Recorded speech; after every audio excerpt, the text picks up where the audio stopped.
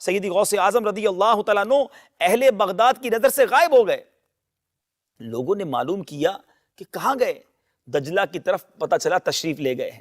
تلاش کرتے گئے، دیکھا کہ آپ پانی پر چل رہے ہیں اور مچھلیاں نکل نکل کر آپ کو سلام کر رہی ہیں، قدم چوم رہی ہیں۔ اسی اسنا میں ایک بڑی نفیس جائے نماز دیکھی کہ تخت سلیمانی کی طرح ہوا میں معلق ہو کر بچھ گئی۔ اس پر 2 سطریں لکھی ہوئی تھی۔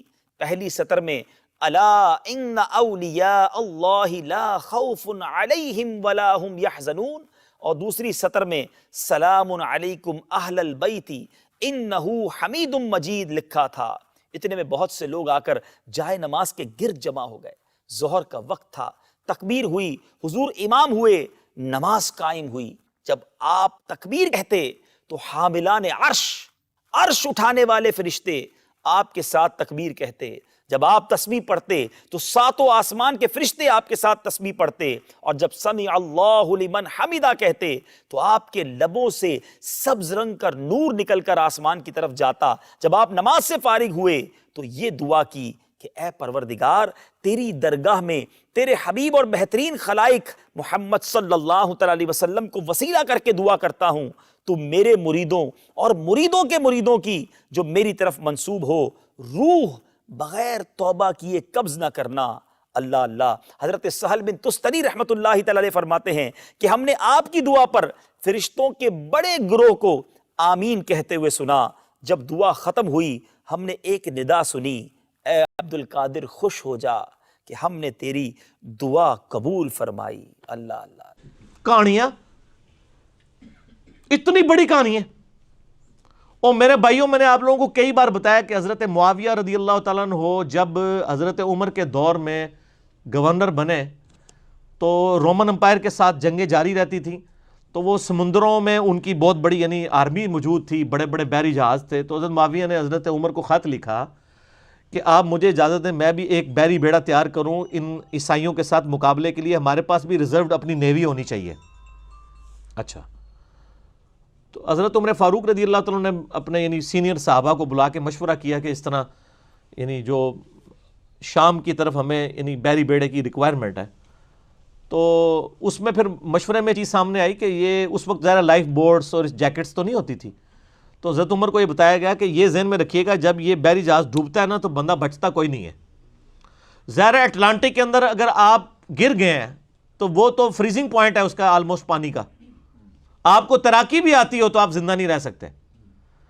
ٹھنڈے پانی، ہمارے تو یہ گرم سمندر ہے نا، جو ٹھنڈے سمندر ہے اس ویسے ہی بندہ ڈبو کے بھی کاٹ لو تو مرے ہی نکلے گا 2-3 منٹ واسطے بھی۔ وہ سردی اتنی ہے، ہر چیز ظاہر دل بھی فریز ہو جاتا ہے۔ تو حضرت عمر نے کہا بھئی میں تمہیں اجازت، میں یعنی اپنے ساتھیوں کی لائف سٹیک پہ لگا کے، رسک پہ لگا کے میں بیڑی بیڑا بنانے کی اجازت نہیں دوں گا۔ یعنی صحابہ کرام کے تو کہیں دماغ بھی نہیں سن کہ بابے سمندر تو ٹور بھی لیندے نے۔ احمد انہوں ہی دسنا چاہ رہے ہیں کہ کتنی بڑی کہانی ہے۔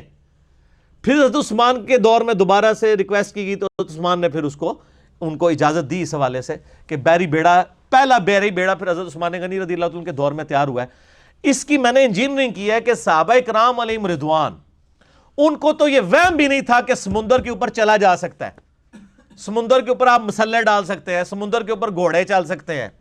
وہ کہتے ہیں بندے کے مروان لگے ہو، وہ کہتے ہیں بسم اللہ پڑھی تے پانی اتنے ٹرنا شروع کرتا۔ سر پانی چھڑ دو، میں تو ایتھے ایک نالے تو کوئی ٹور کے تھوڑا کوئی بزرگ دسے بسم اللہ پڑھ کے۔ بلکہ کئی بزرگوں کو تو تیراکی نہیں آتی ہوگی، ان کو تو آپ 8 فٹ پانی میں بھی ڈال دیں تو یہ زندہ نہیں باہر نکل سکتے۔ جس کو تیراکی نہ آتی ہو سر، وہ 8 فٹ پانی میں بھی ڈوب جاتا ہے، اگر اس کا یعنی 6 فٹ یا 5.5 فٹ قد ہے، اس کو مارنے کے لیے وہ بھی کافی ہے۔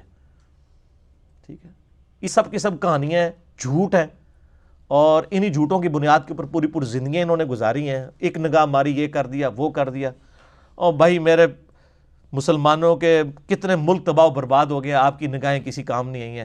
افغانستان ختم ہو گیا، ٹھیک ہے جی، عراق کا تباہ کر دیا، شام تباہ کر دیا، پاکستان کی کمر توڑ دی۔ آپ کے بزرگ کب کام آنے ہمارے؟ ٹھیک ہے، وہ ہمارے ایک بھائی تھے، آج وہ ملنے کے لیے بھی آئے تھے مجھے بائی چانس، تو اس لیے مجھے ان کی بات یاد آ گئی۔ وہ عراق میں ہوتے تھے تو بڑے کٹر بزرگوں کے ماننے والے تھے۔ جب وہ عراق والی جب کویت والا معاملہ ہوا، امریکہ کی وار شروع ہوئی، تو وہاں تو بڑے بڑے بزرگوں کے مزار بھی آپ کو پتہ ہے وہ بمباری میں ਸ਼ਹੀਦ ਤੇ ਨਹੀਂ ਕਹਾਂਗੇ ਅਸੀਂ, ਸ਼ਹੀਦ ਤੇ ਹੁੰਦੀ ਹੈ ਕੋਈ ਸ਼ੈ ਹਲਾਲ ਹੋਵੇ, ਜਿਹੜੀ ਹਰਾਮ ਸ਼ੈ ਉਹ ਤਾਂ نہیں شہید ہوتی. صحیح مسلم میں حدیث ہے نبی علیہ السلام نے منع فرمایا قبروں پہ عمارت بنانے سے. باقی گنبد خضرا اور اس کے حوالے سے میری ڈیٹیل کے لیے یوٹیوب پہ آپ جا کے لکھ لیں تو آپ کو پتہ چل جائے گا قبر مزارات گنبد خضرا اس کے بارے میں میرا کیا موقف ہے احادیث کے روشنی میں. تو مزارات شہید نہیں ہوئے سر, مزارات جڑے نو بھج گئے بمباری وچ ٹوٹ پٹ گئے. اچھا وہ کہتا ہے میں ادھر سوچنے لگا کہ ہم پاکستان میں ان بزرگوں کو پکار رہے ہوتے ہیں اور یہ بزرگ اپنے مزار نہیں بچا پا رہے, اسی انی دور انہاں نو پکار رہے ہونے ہیں, انہاں دے کول سارے بم پہ, نہ بندے بچے نہ مزار بچے. تو اس چیز نے اللہ نے ان کو ہدایت دے دی.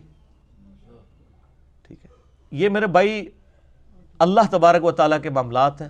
اللہ تعالیٰ نے دنیا کو بقدر ایفرٹ جوڑا ہوا ہے. یہاں پہ جو بندہ کوشش کرے گا اسی کے ساتھ معاملات جس طریقے سے ہوں گے, آپ نے فزیکل فنامنا کو ساتھ لے کے چلنا ہے.